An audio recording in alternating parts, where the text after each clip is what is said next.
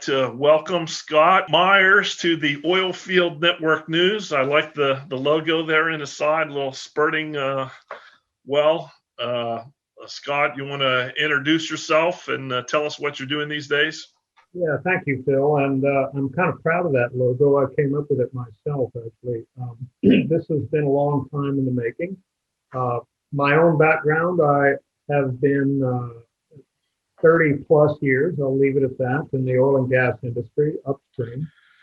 All of those years have been in service companies, Halliburton, key energy services, and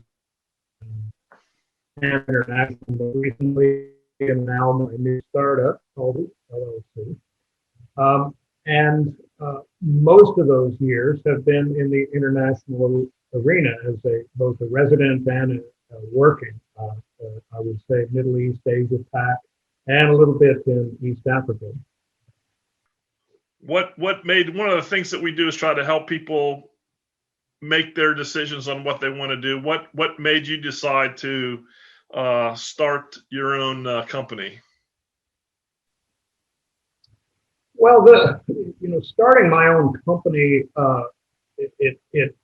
the seed for that started in my head several years ago when I noticed what I thought was a gap in the business. One of my stints with Halliburton in particular was sitting in a customer's office. And that was very eye-opening in respect of how most operating companies work. They are very much like an assembly line. It starts in the G&G reservoir world. It kicks down to drilling. It goes to completions if the companies have a completions department. And the final product is handed over to the production department. And several times in that experience, I noticed that the production people, something would go wrong. A well would get water encroachment or start producing sand, or just production would drop off as nobody expected it. The production people would basically punt it back to the drilling people. And because of the assembly line nature of the business, the drillers, being the only ones with well control, were quite often overwhelmed just trying to get new well designs out the door, and really didn't want to mess with it, and didn't, in some cases, have the expertise to deal with it. So down the hall they came. They'd ask Halliburton what you'd think, and Halliburton would say, well, let's cement it or frack it. They'd ask Baker what they thought. Baker would say, well, you need new packers and gas lift mandrels. Schlumberger, of course, would recommend the logging option. And maybe all of them were partially correct, but none of them were wholly correct. So the poor drilling engineer would go back and basically throw a dart and say, well, let's do this. Let's hope it sounds rational. It should work, and it doesn't cost too much. But quite often it wasn't the optimized solution, I would say, even from my own personal perspective. So that's where the idea of well doctors started growing legs. Add to that the siloed nature and very specialized. Service companies are all guilty of this as well, but the silos that I just referred to quite often tend to specialize people, and once you get specialized past a certain point, quite often I find a department, an individual can lose sight of the bigger picture. So IPM has been around for a long time, or project management, whatever the service companies call it, but virtually all of those are about drilling or completion. And if we look closely at the business, it's reasonably easy to put together a drilling program for several wells, or a completions program for several wells. A lot of times it's cookie cutter, even if they do require a little individual engineering. Quite often it's just massaging. However, I could not find any consulting company or service company or anyone else out there who could offer a complete end-to-end package in the workover intervention world. So that's where well doctors grew life. And why did it start now? Well, a number of things came together. About 3 years ago, I was, like many in the industry, I was let go from my job. I was moved back from the Middle East to the U.S., where, let's face it, very easy to start a business like that here in the U.S. and what I perceived as the ideal target market, being very fragmented in many respects. So that's how Well Doctors came to me. Since you talked about it's easy in the U.S. to start a business, one of the questions that a lot of people who are trying to get started ask is, what should my entity be? And I didn't see what is your entity? Are you doing business as? Are you a C corp, an S corp, an LLC? And why did you make that decision?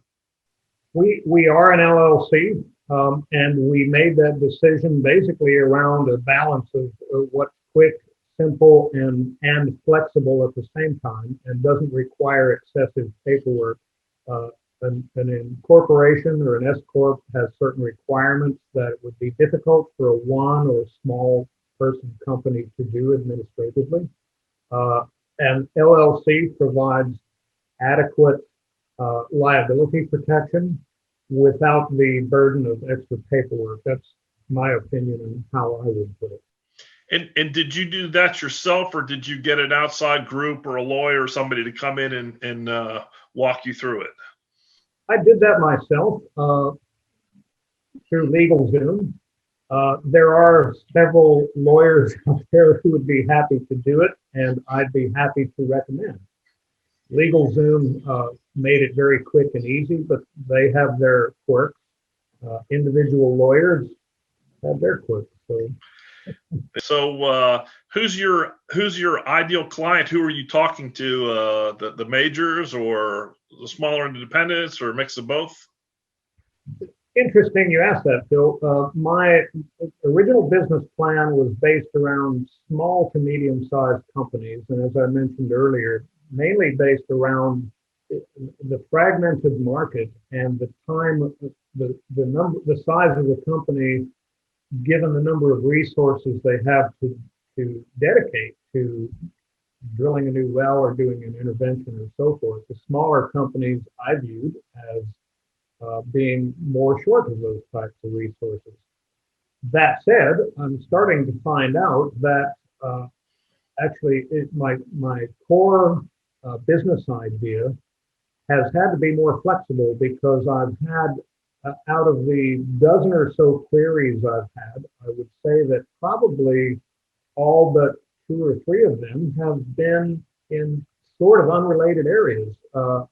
Just to give an example, the whole world knows that the U.S. oil field is down, right? So the whole world is looking for cheap equipment. And I happen to know a lot of people in the Middle East and Asia that have sent me queries on equipment, just sales as a brokerage. Not my core business, of course, but I know people who can help with that. And if the opportunity or the right one, I would certainly do business. The nearest, I'll say, and highest potential project I've come across is again overseas, and it's unfortunately I can't divulge where it is or for who it is right now, but it has to do with someone who is desirous of establishing a service company, starting with work over rigs and then potentially expanding into other services like service tools, fishing services, potentially pumping services. So that's one of my most interesting ones right now.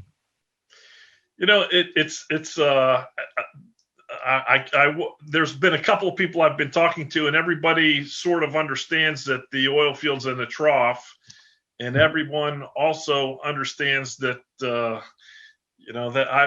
my favorite presentation back when I was a manager for Schlumberger was a guy said, I can tell you exactly what the price of oil is going to do. And the whole room got quiet. And he said, it's going to go up. And everyone's like, yeah. And then he said, and then it's going to go down. So at this point, it's most likely going to go up. I guess the question for you is, there are obviously a lot of different people out there doing things like this. What are you doing to network, and are you looking for any alliances? You mentioned equipment. Are you working with different people and looking for groups, or are you pretty much just in your own tight little community there? What's your plan for growth, I guess? Well, it's what I envision longer term is a core group of people, and that's an interesting question. I'll try to answer it in smaller chunks.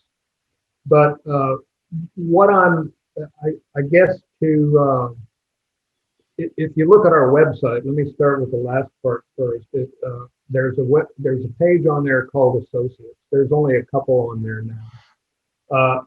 My original business idea was to make well doctors both flexible as well as scalable.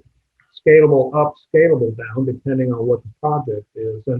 And perhaps it's worth mentioning that even though my background is in oilfield services, the broader business idea that I have would include a room full of operating company people, service company people, and potentially some rig operations people, and certainly the support functions, procurement, HR function, and so on, accounting, obviously, and a lot of other big ideas. But to your point, am I looking for people to help? Yes.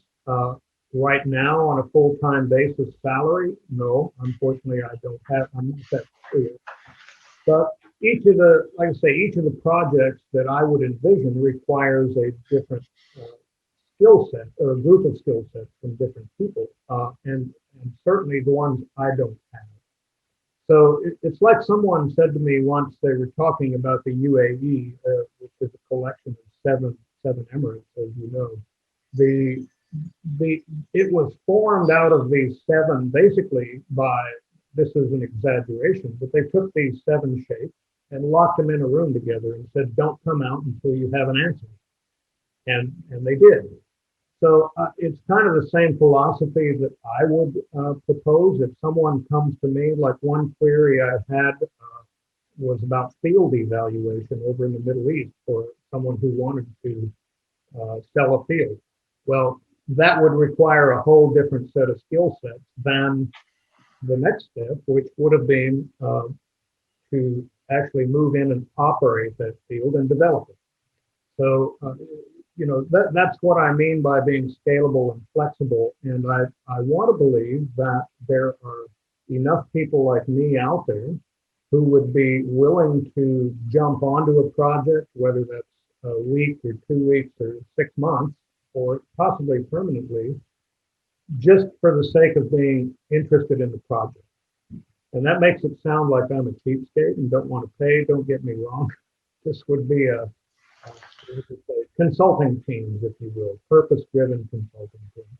Is there anything else that you'd like to tell the Oilfield Network News viewers about well doctors? Anything in particular? Maybe you're you already sort of mentioned your goals and scalability and things like that, but just anything in particular, maybe to your potential clients, what you offer? I would say if you're a potential client, please have a look at our website. We're open to talk. One thing I can promise is that if we can help, we certainly will, and if we can't, I'll let you know that too. And it's quite likely I know somebody else who can.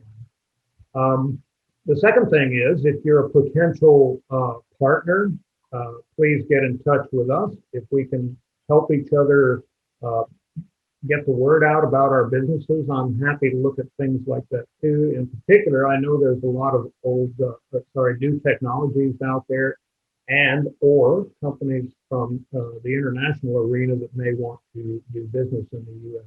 or vice versa, American businesses that want to expand overseas.